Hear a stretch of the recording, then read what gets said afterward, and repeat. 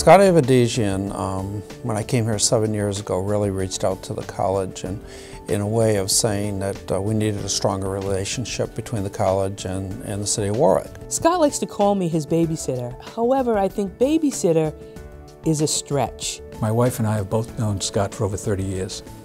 I first met Scott when he was probably 8 or 9 years old. I played softball on a team with his sisters, and Scott used to come to the games along with my son.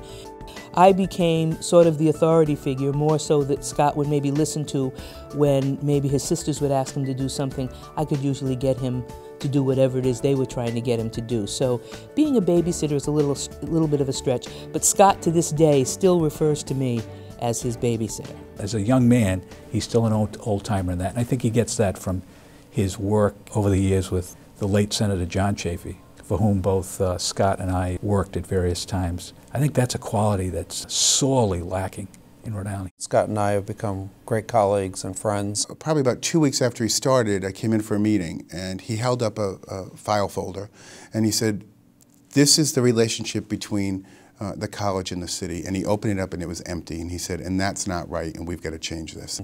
We meet literally every month about his city and this wonderful institution. CCRI is one of our anchors, and they give us an ability to not only talk about what should be, but put it into practice. He has vision. When he makes a decision as mayor, it's not the immediate that he's looking at, it's what the impact is going to be down the road.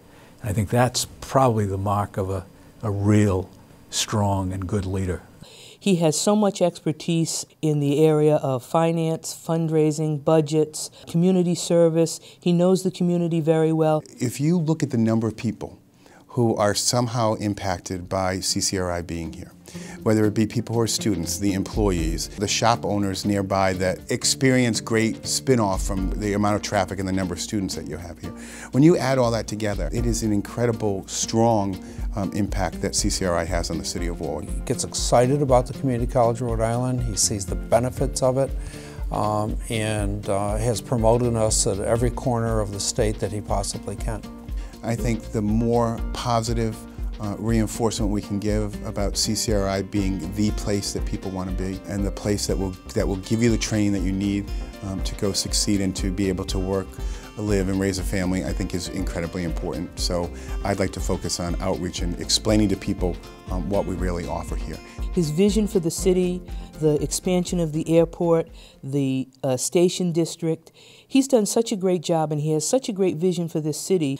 I'm just so proud of the accomplishments he's made, and little did I know that that young 8-year-old boy that I first met would come on and accomplish such great things. Rhode Island is lucky to have him. The relationship that Scott has had with CCRI is very special.